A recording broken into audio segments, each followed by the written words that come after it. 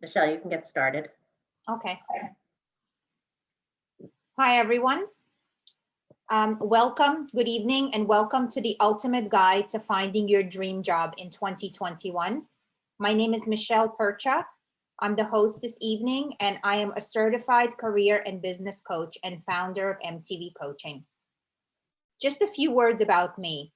I've spent close to 20 years in the recruiting industry, recruiting for Fortune 5,000 companies around the globe, mostly in the technology sector, but as well as other professions like finance, accounting, legal, HR, and the list goes on and on and on. As a career coach, I feel that I have an inside track to how companies hire. And I really love to share all this information with people that I work with and the webinars that I conduct. I share with job seekers the inside information that I've obtained over the 20 years. So thank you for joining me this evening, and let's get started. Just like anything in life, if we want to accomplish a project, we need a strategy. And the strategy for finding your dream job is, first, we need to identify the dream job. Then we need to think more about if this job meets our passion and if it's aligned with our core values. Then we need to go into the market and actually see if the job exists. Then we need to look at our skills that we have and we possess from our past experience and line up those skills to see if the skills match from what we've obtained in our career so far to the skills that your dream job is requiring. And if there's a gap, then I advise that you put a plan together to add those skills so that you could apply for the desired job. So the new employer would look at you as a viable candidate. There are many interesting skills that are called transferable skills, and I'll go over them later on in the presentation. But I advise that you figure out what those transferable skills are and see what you have done up until this point, which is going to take you into your dream job. So look and evaluate the skills that you're awesome at, your strengths, and see which of those strengths you could carry into a new job of your dreams. Most importantly, a strategy would be nothing without an actual roadmap. So it's very important to have a plan that you follow on a daily basis, a roadmap to getting your dream job that will get you closer to your goal. How to identify your dream job. Many people have jobs that they dream about, but they actually don't know if it exists or they don't know how they could achieve it. So my recommendation is to really sit down and to reflect on what are your core values and what is your passion. What do you enjoy doing most about your current job? And what were those moments in your life when you felt the best, that you were at your best in your job? What made you beam when you walked into the office or into your place of work? In order to do that, you really need to sit down and think about what your passion is and what your core values are, and then see how they showed up in your jobs or in your current job right now. If you identify what you love about your job, at the same time, you must identify what you hate about the job, because you want to make sure that the new job you're going to apply for is not going to have you doing that on a daily basis. What really helps is for people to dream of little. If they could just close their eyes and imagine, what do they do? What would they love to do every single day? What would they enjoy doing as a line of work? We spend way too many hours working. That's why it's important that you enjoy it. If you're still having trouble identifying what your dream job is, I recommend that you think about past experiences when you volunteered, or maybe if you want to volunteer, so you could expose yourself to different tasks in a job. But if you have already volunteered, take a look and think about what you really enjoyed the most about that. Then the most impactful point is to talk to people in your network and inquire what their thoughts are about your dream job, if they know anyone in their own networks they could recommend you to, and if they actually have any insights for you. So for example, if you dream about being a fashion designer or a radio personality, you could certainly talk to your network and see who do they know that they could connect you to, who can they recommend. It may sound unrealistic, but if you start doing this, if you start having conversations with people, you will be amazed how people are connected. Besides, everyone says that there's 6 degrees of separation between all of us. It is true. How do you figure out if you have the skills? The first thing that you need to do is really audit your current skills. You need to go through your resume and you need to go through all of your responsibilities that you've had in your jobs or job and really identify what your strengths were. Figure out what skills are needed for the dream job. And then do a cross reference. Figure out what skills you lack. So for example, if you've been a web designer is not a good example. If you've been a financial person your entire career and you have found yourself without a job right now, I suggest that you figure out what technology financial organizations use and what part of that technology can enhance your job if you go forward. And if you don't have that skill set, then I suggest that you do a certification or pick up that skill set. If your job up until this point did not allow you to present or did not allow you to do video conferencing, it's very clear that this is something that's going to stay in the business world. So if you don't have it, you can obtain it and you could practice it to line yourself up better with the job of the future. So this is what I mean by this point: align your skills with transferable skills. Then you need to reverse job search, meaning if you want a certain job, you need to go out there and see if it exists. Then plan out how you're going to acquire the missing skills, whether you're going to do a certification, you're going to do another degree, or you're just going to join a club or an organization which will allow you to pick up those skills. Most of all, like every strategy, like every project plan, I advise for you to have a timeline with a deadline, meaning you give yourself 6 months to find your dream job. You give yourself 9 months to find your dream job. You don't have to stick to that date, but if you have that date on your calendar, visually, it will put you more in an optimistic mindset versus just going on and on and on and not seeing a destination in sight. One of the most important things about any strategy or any plan is having accountability measures, meaning give yourself rewards. Maybe you'll take a weekend off or you'll do a dinner out or something like that. But it's also very important to keep yourself aligned with an accountability partner. This is someone that is close to you, that you trust, a friend, a family member, or even a colleague who you can actually enroll their participation in your success.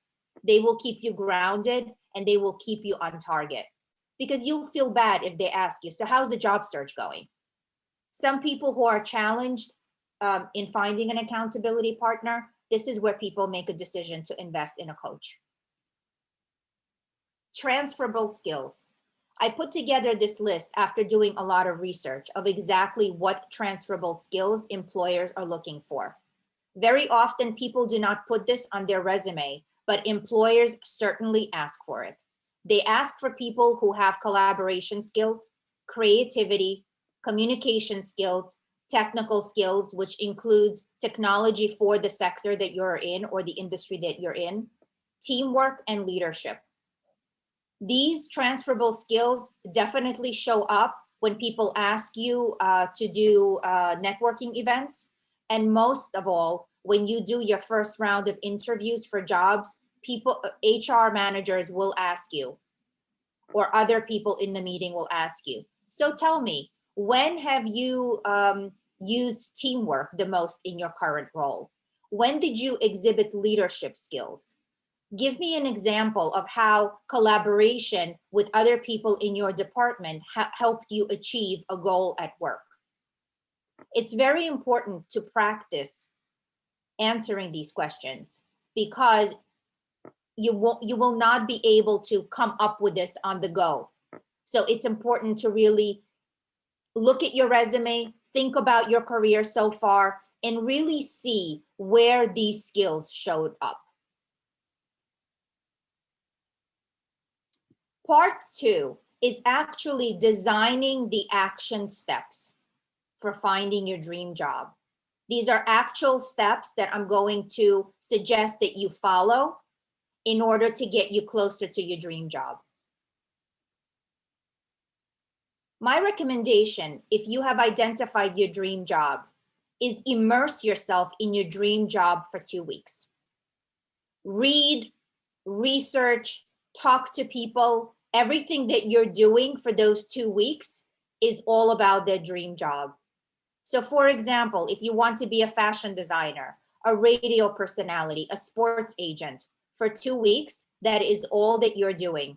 You're reading magazines about that industry, you're reading articles, you're following influencers, you're participating in groups on LinkedIn that have something to do with that particular job. In essence, you're really trying on that job to see if that's what you want to do.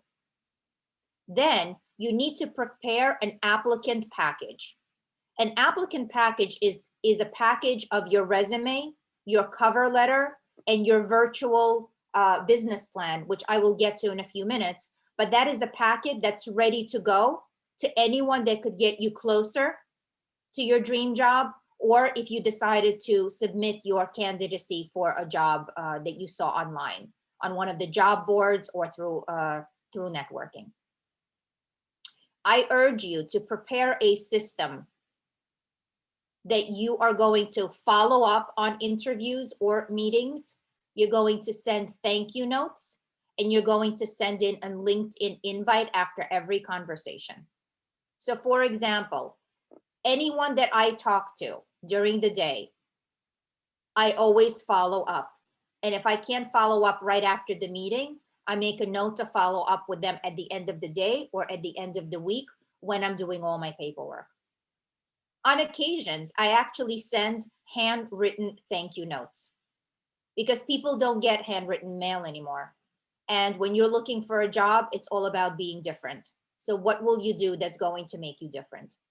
And then always, this is a rule of thumb, send a LinkedIn invite. Let them accept your invite. They'll see your connections. They'll see that you're an expert in your field, and you will be connected with that person.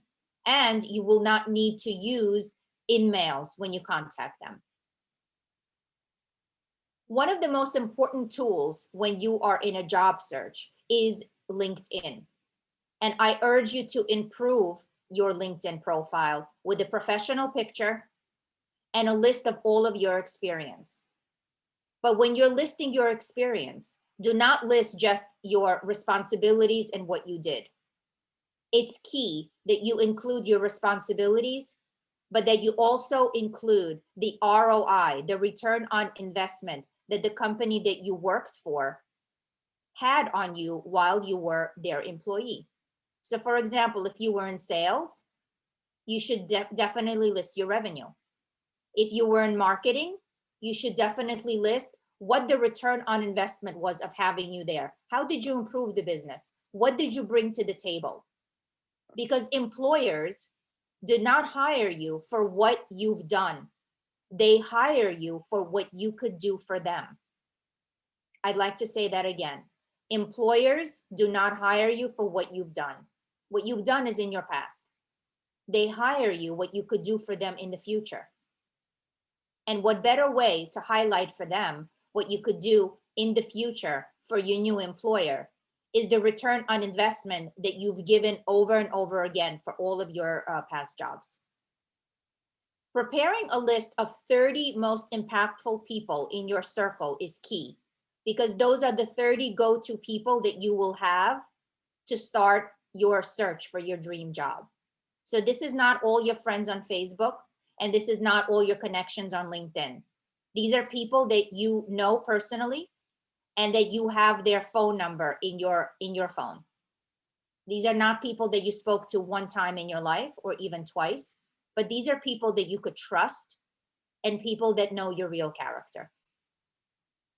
It's very important to have a log of all of your activities and to keep records, because if you don't, you're going to quickly forget. Momentum picks up when you're in a job search.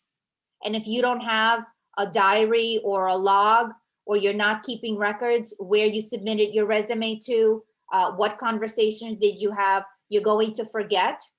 And it may be important for you to have that information a few weeks later. So I really urge you to keep a log or a planner or something like that. And then if you are not familiar with Zoom, you need to embrace it, because video conferencing is here to stay. And the business community realized that it's a very powerful tool. So you need to think about how you appear on Zoom. You always need to look professional. You always need to look neat. You have to make sure your background is not messy. And most of all, that when you're doing your interview, you look professional, prepared, and your bed is not in your background.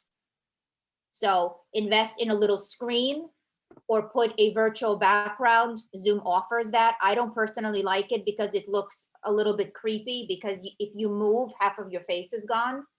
But if you cannot be in a private place or you cannot fix your background, I recommend that you use the virtual that Zoom gives you. What is an applicant package that I spoke to about earlier? The applicant package is a resume, but the resume in a new form. Number one, I know a lot of people like to put their photos, or they like to have fancy graphics or fancy formats. My suggestion is do not do that, because when you submit your resume, very often people enter it into a some kind of applicant tracking system, and the applicant tracking system will not recognize all the fancy formats. So what happens? Your resume goes in as gibberish, just a bunch of code. And then when people go to look for it, they can't find it. So if you're submitting into some kind of system or you're sending it electronically, I suggest that you just send it as a Word document. And if you get to meet a person in person, finally, one of these days, you can always give a nice and fancy version of the resume, which shows more of your personality. Definitely make sure that your resume states the objective. So if you're applying for a financial planner, don't let the hiring manager guess what job you're applying for. Every resume needs to have an objective. When I work with clients and I don't see an objective, I throw the resume back at them and tell them, what job are you applying for? How am I supposed to know?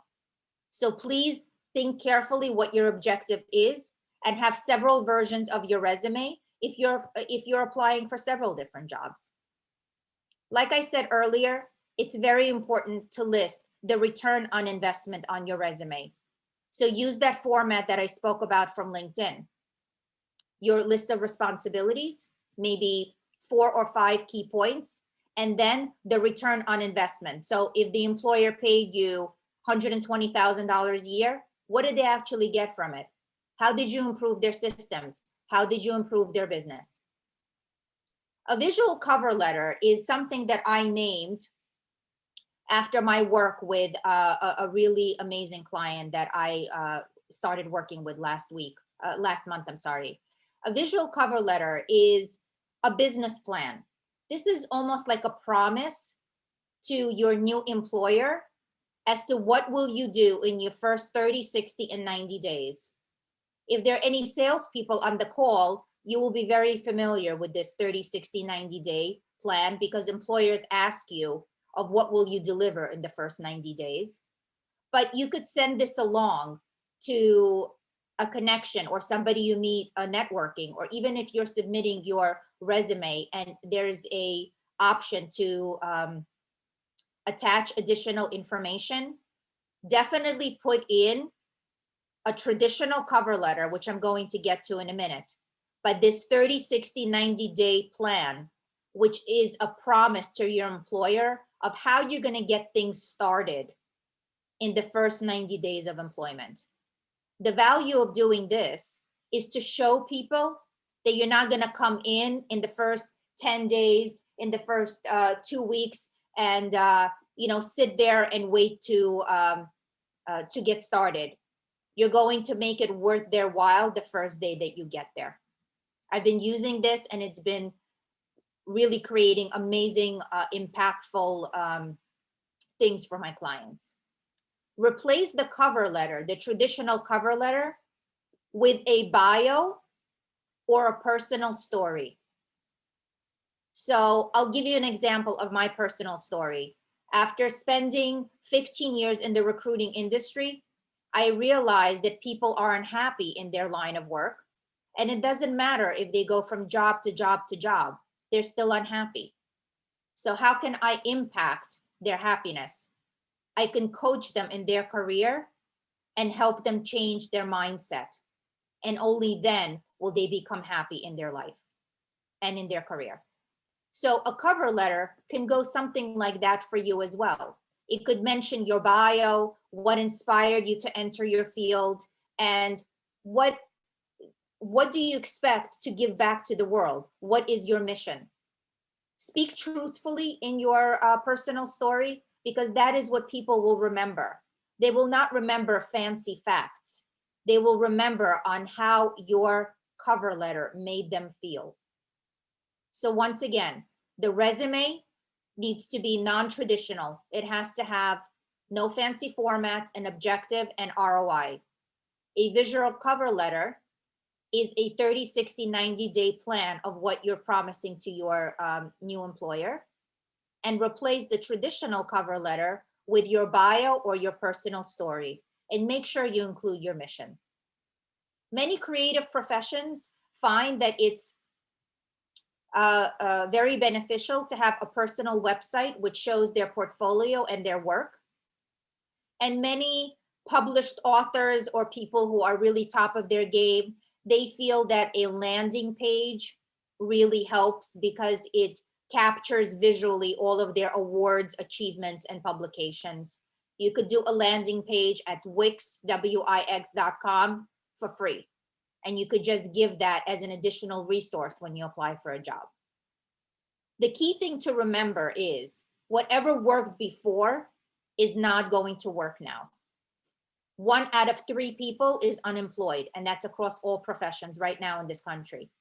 So it's about what are you prepared to do to make yourself different from all of the other people who are applying for the same job, especially if you're a stretch for the job, especially if you don't have all the skills that maybe other people have.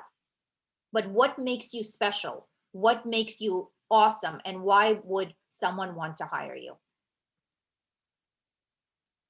An immersion project is something that I spoke about earlier. It's about identifying your dream job and completely immersing yourself in it for 2 weeks.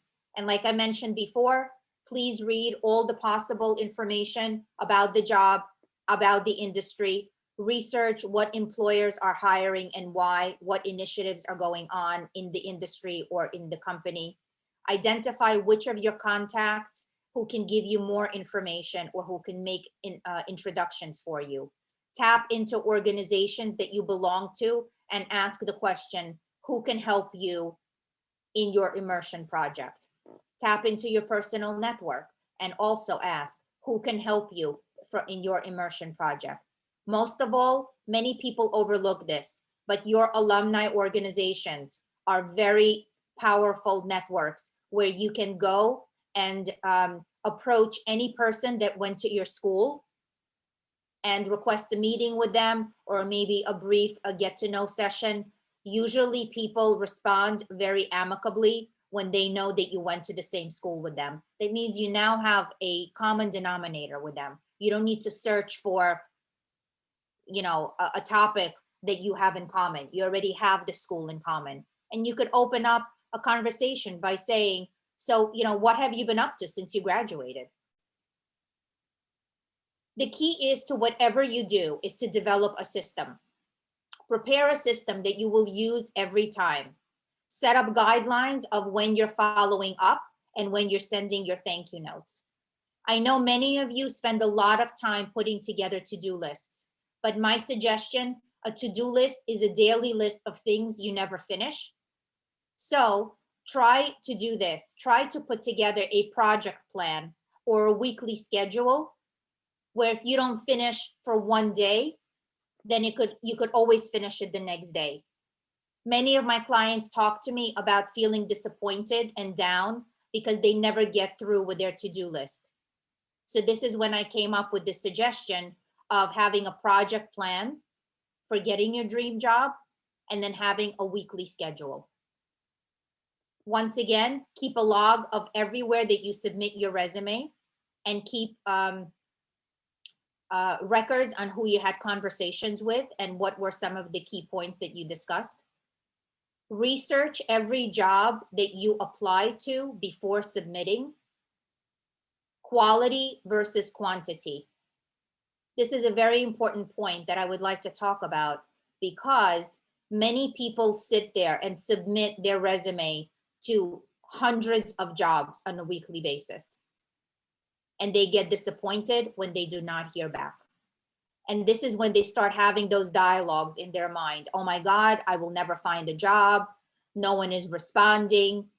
I don't have the skills. I don't know what I'm going to do.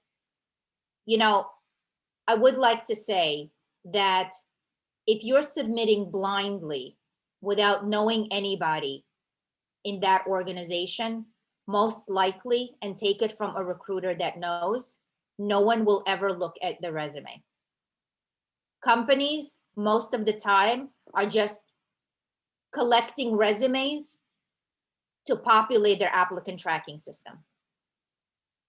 So I recommend that you research every job. If you see a job that you want, then see who do you know in that organization? Who do you know on LinkedIn? Who do you know in your alumni organization that works for that company and that could help you submit your resume to a person? If you're applying on LinkedIn, very often the recruiter is highlighted and you could see which recruiter is responsible for the job. That's already better. I urge you to reach out to that recruiter and try to speak with them. Otherwise, if they don't see what they want to see on your resume, or they don't enter it into the applicant tracking system and it does a keyword search, you're not getting the interview. The biggest recommendation that I make is investing in the LinkedIn premium package, which I believe is $50-something for the month, during the months that you're searching, because that gives you capabilities that you don't have if you have a free membership.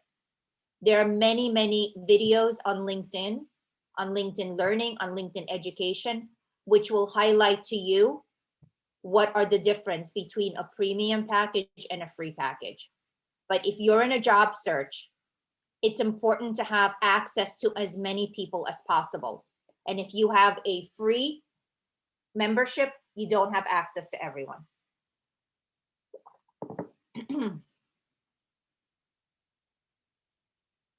So we could talk about LinkedIn a little bit further. It's a great investment during the months that you're searching. You could watch videos on how to do certain things. LinkedIn, since Microsoft bought them, really reinvented themselves, and they're offering so much more to the business community. You could learn on how to turn on notifications to show people and recruiters that you're looking for a job. You also need to have a plan, a daily plan of how many people you're connecting with on a daily basis. whether you're sending them invitations or you're requesting to speak with them. I tend to not send invitations blindly to people because I think it's bad etiquette. If I do request a connection, then I make sure that I put a message, which is that common denominator. Plan messages and offer help, not only ask for help. So for example, if you want a job at ABC and you're connected to somebody at ABC, don't plan a message to them saying, hey, John, I saw a job listed. Can you help me get this job? Because that is all about you. And that is not going to help you build a relationship with John. I would plan my messages to John, find the common denominator, inquire, compliment them on their level of expertise, tell them that as you were doing research, their profile came across and you really wanted to learn more about what they do. Set up a conversation or have emails going back and forth or messages going back and forth, and then ask when you feel more comfortable. Always have a draft ready that you're going to use for your LinkedIn messaging. So you're not retyping every time and you're not scrambling to put together a new message for everybody. Have a draft that you cut and paste. This way you could contact a lot more people on a daily basis. And once again, always have a mission to schedule on a daily basis the conversations that you want to have for the day. Here's a sample LinkedIn message that I'm actually going to read very quickly because I am cognizant of the time. Hi, my name is Michelle. I came across your name and immediately became impressed with your background. We are connected through a few contacts and I could list them. So I hope you don't mind me contacting you. I'm trying to hit new levels in my professional life, and I know I can learn from someone with your expertise. I have done several amazing things in my career so far. Perhaps I can share with you and we could exchange best practices. Remember, do not make it all about you. Offer something as well. I will only need 10 to 15 minutes of your time. Perhaps we can schedule a brief chat.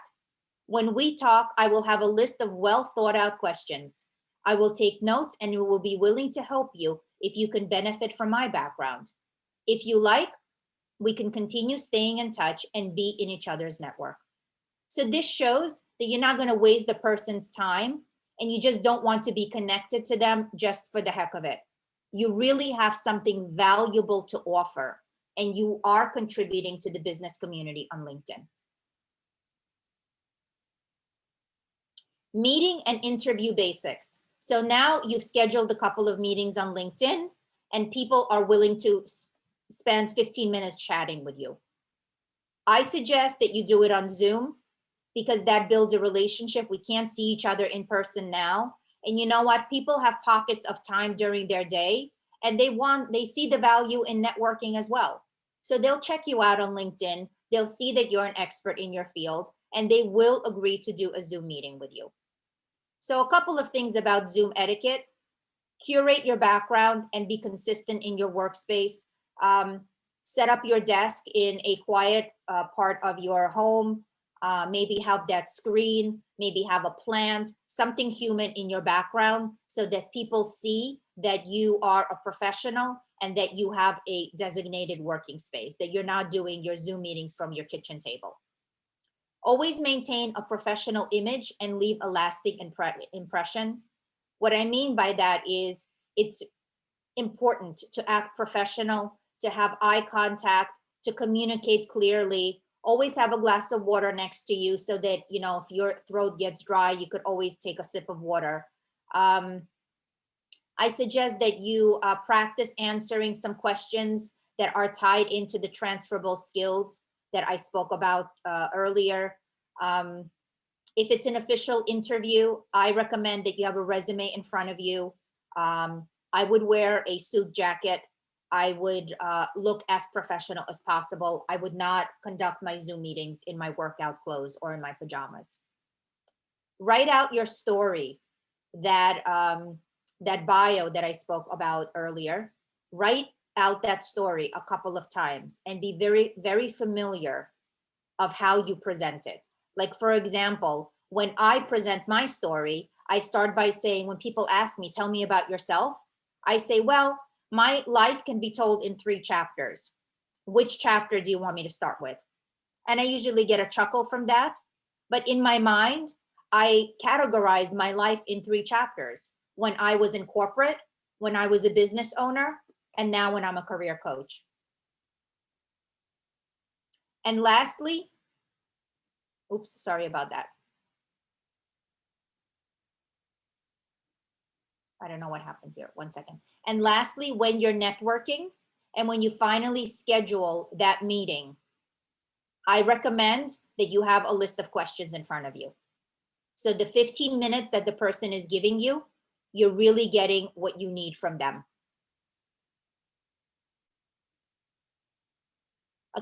Accountability partners. We all started the year with setting goals, whether they're personal goals or career goals. And guess what? Probably by January 10th or 15th, we're still telling ourselves we'll get to those goals. So without feeling disappointed in yourself, and how do you avoid feeling those disappointments? I'll get to it. I'll start looking for a job maybe at the end of January. I'll get everybody a chance to get back from holidays. All excuses. But when you set up goals, I recommend that you set up an accountability partner at the same time. It's a family friend. It's maybe a loved one. It's a work colleague.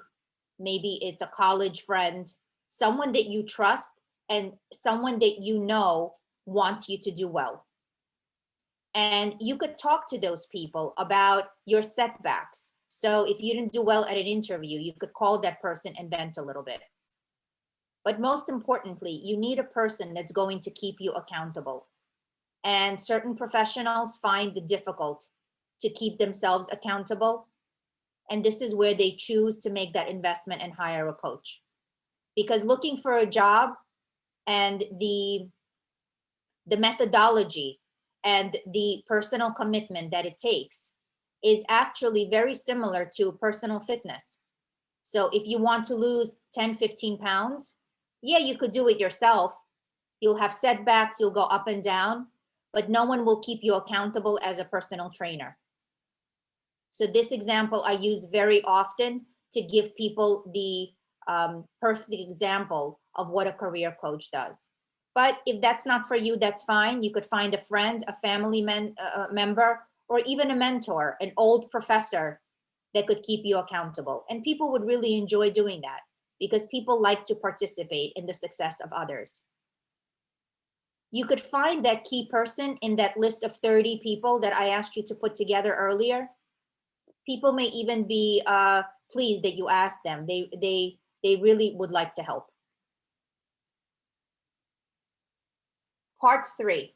Here's the most interesting part of the presentation, because this is where I offer expert tips that have been compiled after spending 15 years in recruiting and having placed more than 3,000 professionals in my career.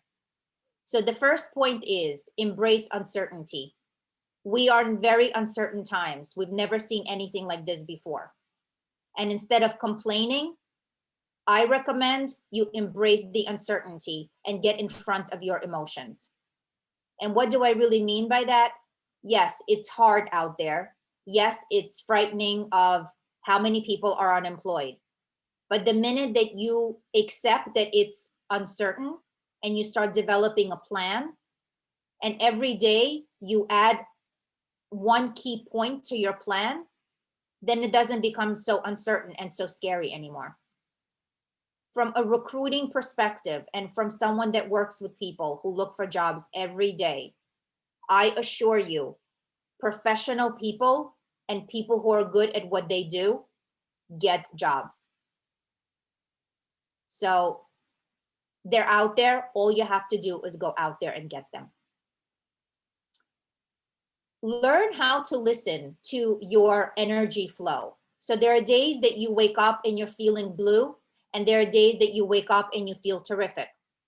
On the days that you feel blue and you don't feel like doing anything regarding your job search, do something, but don't be visible. Those could be the days when you're learning about LinkedIn. Those could be the days when you're working on your resume. And on your positive days, those are the days that you're meeting with people, and those are the days that you're doing your networking. So have a list of two. I told you not to do the to-do list. Have a plan or a schedule of things that you're doing on days that you feel great and on the days that you don't feel so great. But capitalize on those days that you don't want to be in the spotlight and do some learning. Do something that is ultimately going to feed your job search. The power of the pause is a very powerful method. Whether you like to meditate or whether you like to go outside for a walk or listen to relaxing music, whatever you enjoy doing in your life, it's very important to incorporate that into your everyday whenever you're in a job search, especially when things don't go well. So if you're overly exhausted from networking or you're overly exhausted from interviewing, it's important to leave whatever you're doing, take a pause, meditate, yoga, take a walk, do a fitness class, cook, whatever, spend time with family, leave whatever you're doing, and then come back refreshed and creating more impact. Because if you're not feeling great and you're exhausted and you're going to still continue doing the same thing over and over again, the results you will not like. So you need to really self-care and learn how to take pauses. Stop networking and grow relationships. What I mean by this is don't just attend a networking event and don't say anything and collect names. Don't send meaningless invites on LinkedIn just to make sure that your contacts are growing. Take the time to grow the relationships. Invest in talking to people and make every conversation count. And really show up as yourself. And if you're feeling vulnerable and if you're worried and you're scared about something, be authentic and share that with that person. Because guess what? They probably feel the same way. I have developed a daily mantra that I use myself every single day. I wake up and I tell myself, what is my plan for a plan? The PLAN stands for passion, learning, action steps, and networking. Every single day, I make sure I check one of those boxes. PLAN. It's very easy to remember. It's a plan for a plan. To revisit the transferable skills, which is very, very important.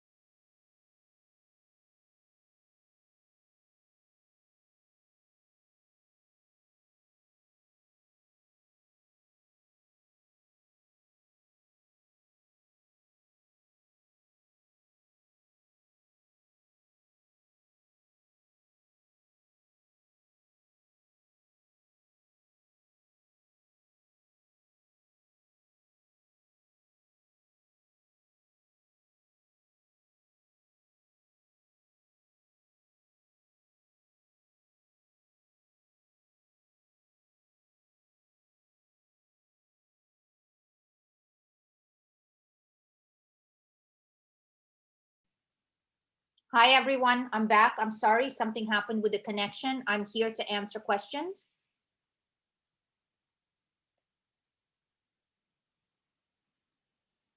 If anyone has any questions for me, I welcome you to ask questions in the chat.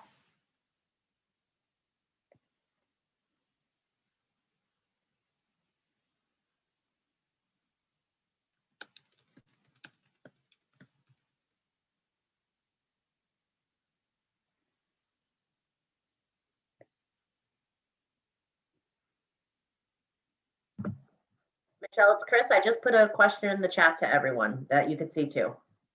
Okay, so I'm just going to read the question again. Okay. How detrimental is it to your job search if you refuse to be on LinkedIn? Because you have seen the harmful effects of social media, and also because LinkedIn interferes with your online privacy, regardless. I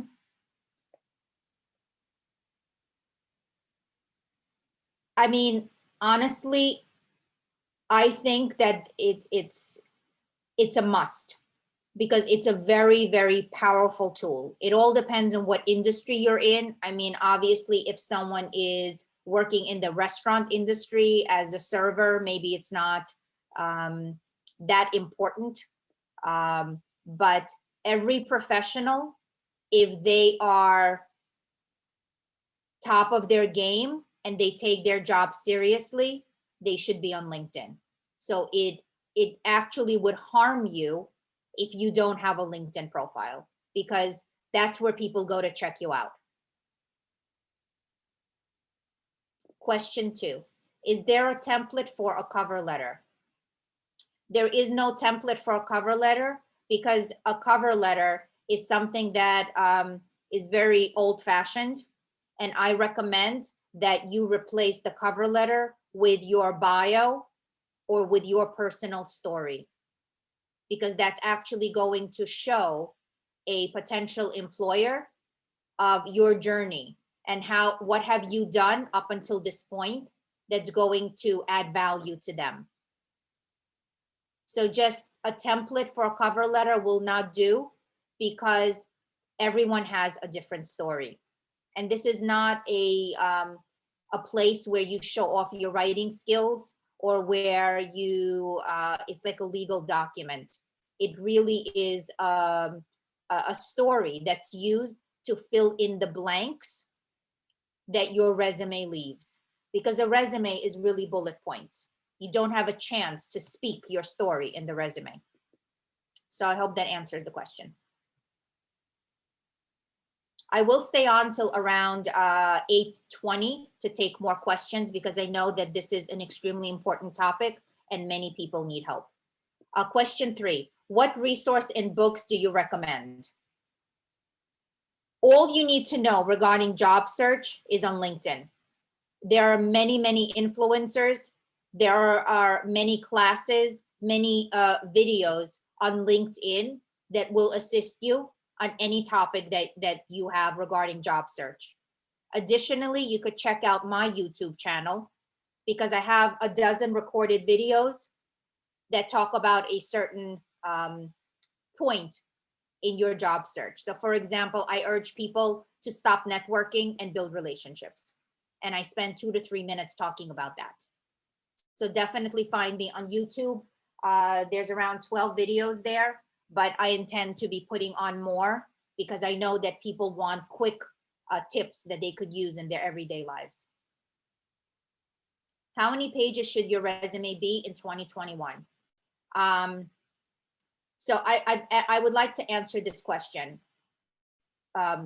twofold. If you have a career that's more than 10 years, eliminate everything that happened before. Keep it current and talk about the last 10 years.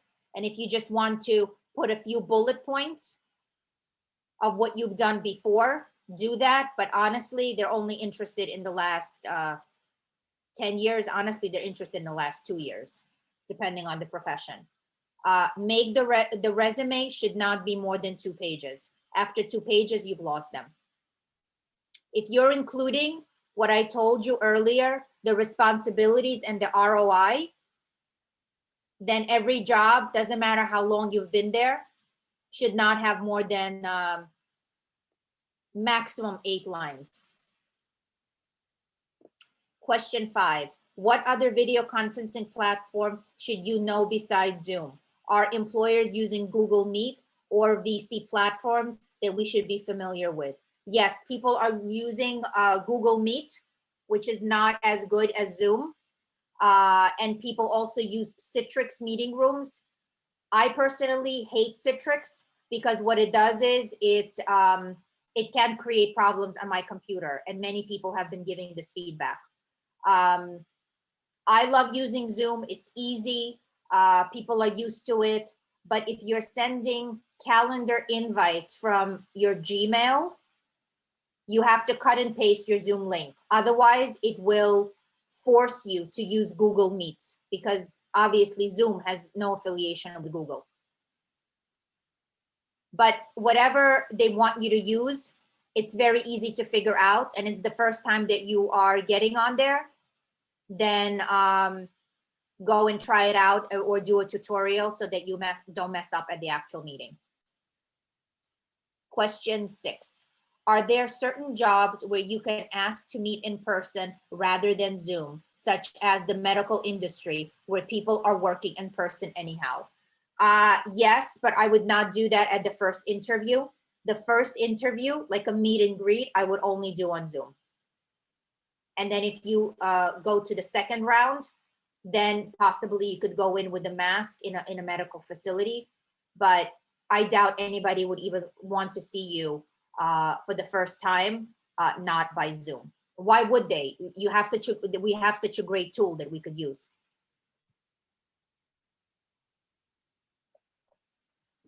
Any more questions? Any questions about what I've mentioned before about the applicant packet and what you should have lined up at any given time at your fingertips that you can submit? That applicant package should consist of a resume, a visual cover letter, which is that 30, 60, 90 day plan of what you intend to do in the new job if you get it. And then the traditional cover letter should be replaced with a bio or with your personal story. Question 7, LinkedIn Premium is expensive if you don't have a job. Any other ideas? If you can't afford the LinkedIn Premium, which I believe is for the year, it's $570, something like that. If you can't afford that, then use the free. Then use the free version and see how far it gets you. And then obviously tap your other networks, like your alumni organization. Sometimes alumni organizations have their own networking tools. Like, for example, I'm an NYU grad, and NYU developed their own LinkedIn, which is to everybody around the world, because NYU has numerous campuses. It's called NYU Violet. So check out if your school has something like that. Question number 8, how best to, can you share a sample resume format for middle to upper management? Oh, 1 second, I missed question 8. How best do you recommend we track our progress, spreadsheet, etc.? Whatever makes you comfortable. I've seen my clients have spreadsheets, especially the financial people have amazing spreadsheets that they track their progress. There are so many free project management tools that you could pick up. But if an Excel spreadsheet is easy for you to use, just make sure that it's that you can access it, maybe from your phone while you're on the go or from your laptop. You could even keep it, let's say, in Google Docs or in Dropbox to make sure that you have access to it from your phone in case you need to look quickly. Oh, who is this person calling me? Question 9, can you share sample resume format for middle to upper management? I cannot share a resume format or a resume sample because every professional is different. But I could talk to you about the components of the resume. It needs to have a summary, an objective, your professional experience, your education, any highlights of your career, and your achievements. Maybe hobbies, maybe some volunteer work, but try to fit it all into 2 pages. Any tips for looking for a job that is 100% remote? Yeah, I mean, you could just search for jobs that are 100% remote. Honestly, most jobs are 100% remote now, or they're virtual. So if you're searching on a job board, I'm sure that there is a option that you could search only for jobs that are remote or virtual. You could turn on that option. I'm sure that LinkedIn has the same thing. Just be clear about what you're looking for. So if you're posting your resume on any of the boards, put that down in your objective, because people hate to interview you and then find out that you have no plans of going into work in an office. That is a huge disappointment. So be very clear with your objective that you want to be a remote worker. What's an example of what a weekly schedule project plan would look like to replace the to-do list? Okay, so an example of a schedule. Thank you for asking that question. That's very powerful. So I could use myself as an example. So I have my meetings. I try to schedule 10 to 12 networking meetings a week. And if I lose my mark on Monday, I know that I have to make it up for the rest of the days.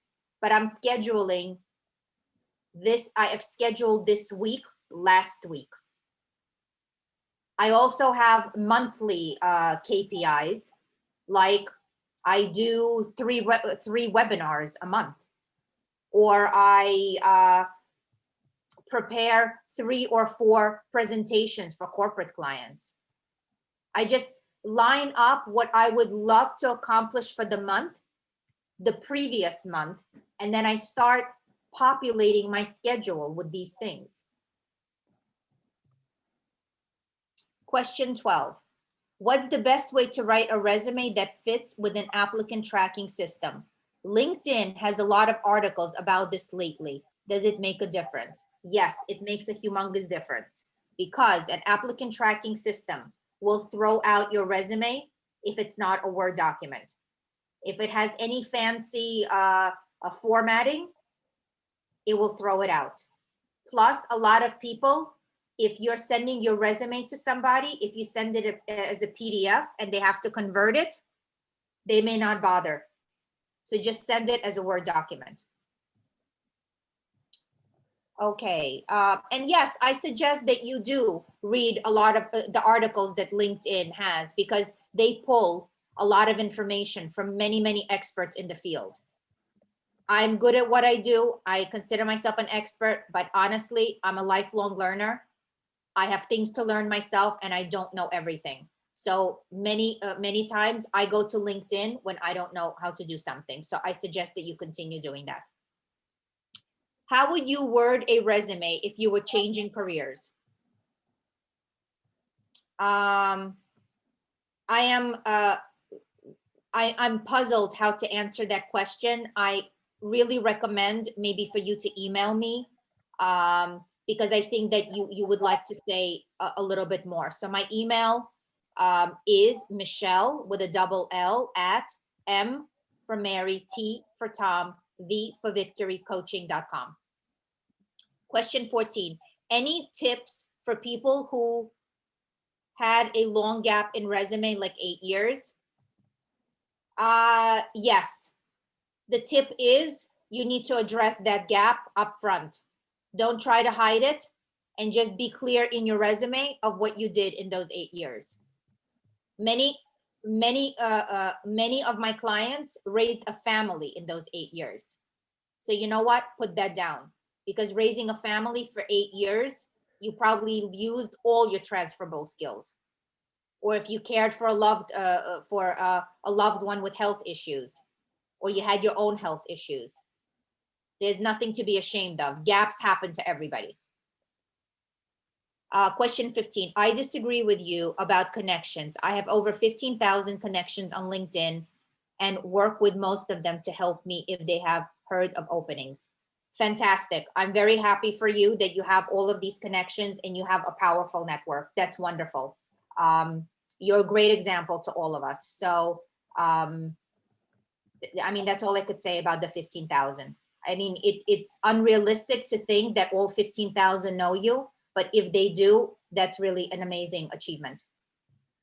Number 16, which job boards besides LinkedIn do you recommend? I recommend Indeed, because Indeed is a leader. I know a lot of people that work at Indeed. I have worked with Indeed many times. I actually have coached executives at Indeed. I recommend Monster. And for technical professionals, I recommend DICE, DICE. There are also many job boards that are specific to professions. So the creative people have specific job boards. The health professionals have specific job boards. I don't have them on top of from the top of my head, but if you research, you will be able to find it. But Indeed is definitely the place to go. Would getting on Clubhouse be helpful with job searching? I'm not on it. Clubhouse is the new trend right now. I'm learning it myself. I am in Clubhouse. Clubhouse is really a community. The way that, for those of you who are not familiar with it, it's a new form of social media. And basically you get in, it's like a party line. You chat with people. I would recommend for you to ask if it's very specific what you're doing, especially if you're in the entertainment industry or in the arts. I would ask on Clubhouse, raise your hand and ask the question if there's anybody that's willing to help you. Absolutely.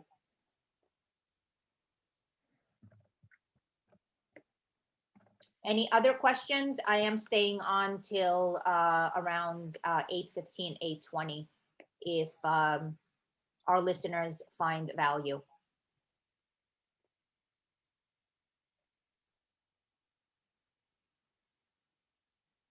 Maybe there are some points that you want me to review from the presentation. I know it was a lot of information.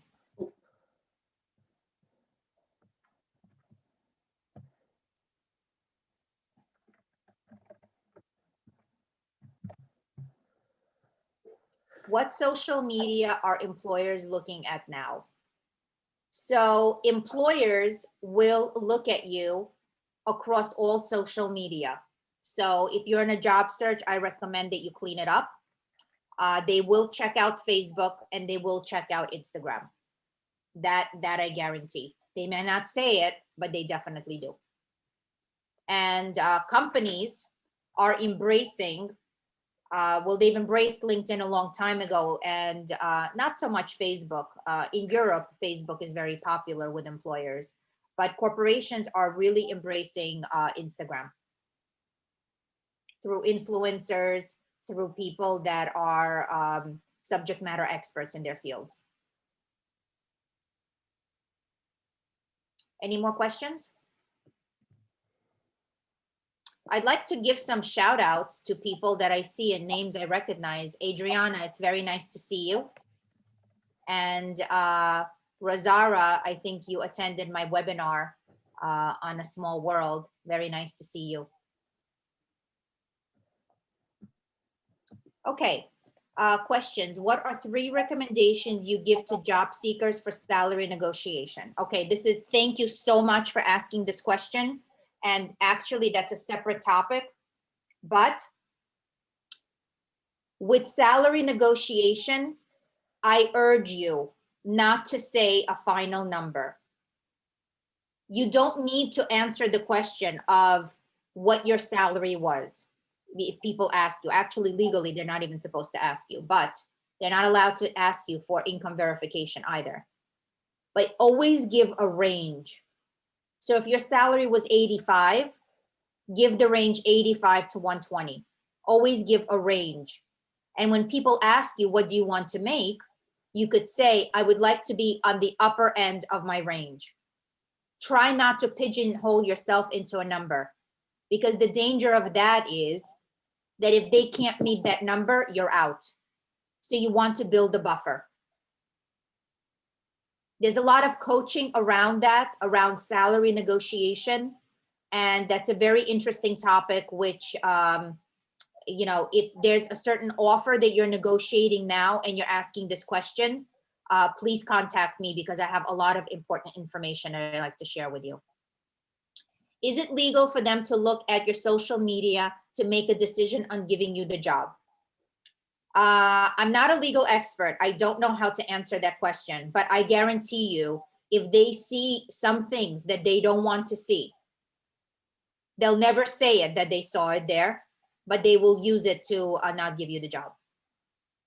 That's why I urge people to really keep their social media clean. If you don't want the world to know it, then don't put it there, or lock it up only for your friends to see.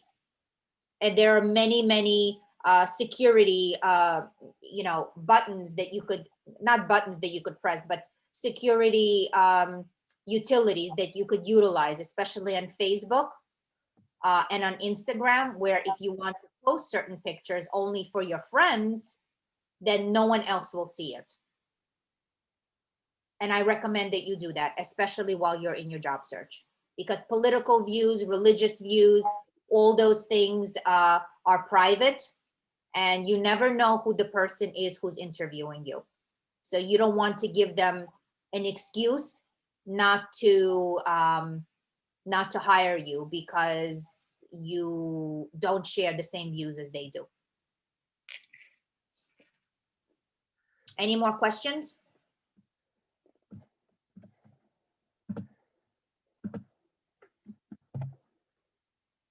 What if they don't find you on social media? Does that work against you? No, not at all. You could actually even say, I don't believe in social media, but, and don't give your answer from a political standpoint. Politics and religion should not be discussed at any interview. The only social media that I would embrace is LinkedIn, because it's a professional forum.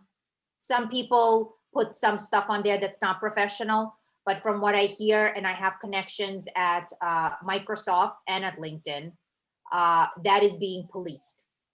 So LinkedIn is a must if you are a professional, period. But if you're in a job search, then you should really use LinkedIn on steroids.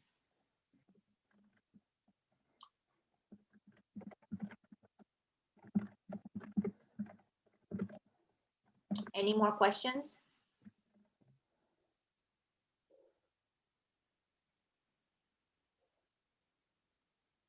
Will you share this recording and your slide presentation? I will have to discuss that with my co-host. I am not sure what the proper procedure for that is. Maybe my co-host would like to answer that question.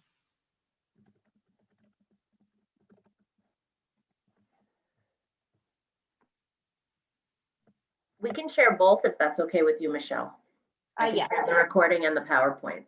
Yes. And I'll send an email tomorrow to everybody. This is Chris. I'm the library director at Fort Lee. We could share the recording, the PowerPoint, and a brief survey in an email to all that attended tonight. Yes. But once again, if you attended tonight and you have a specific question, please reach out to me. Doesn't have to be a dissertation, but if you have a certain concern and you're part of this Fort Lee Library community, I will be more than happy to help you.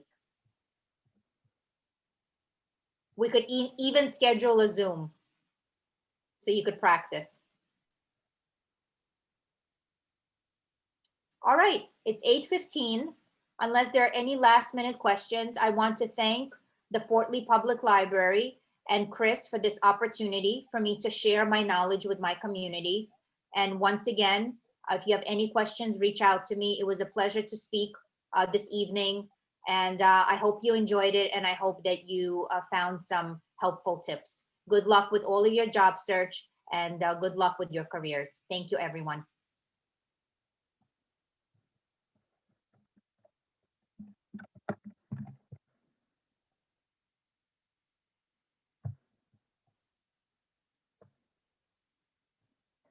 Hi. Hi. I was just waiting for everyone to log out. No problem.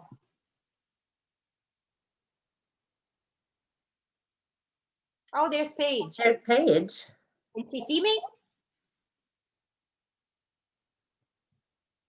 She should be able to see you. Oh, we could stay on with her. Yeah, wait one Who second. Jonathan is. Um, My God, we got so many questions. Okay. okay, we're all on. I'm gonna stop recording too.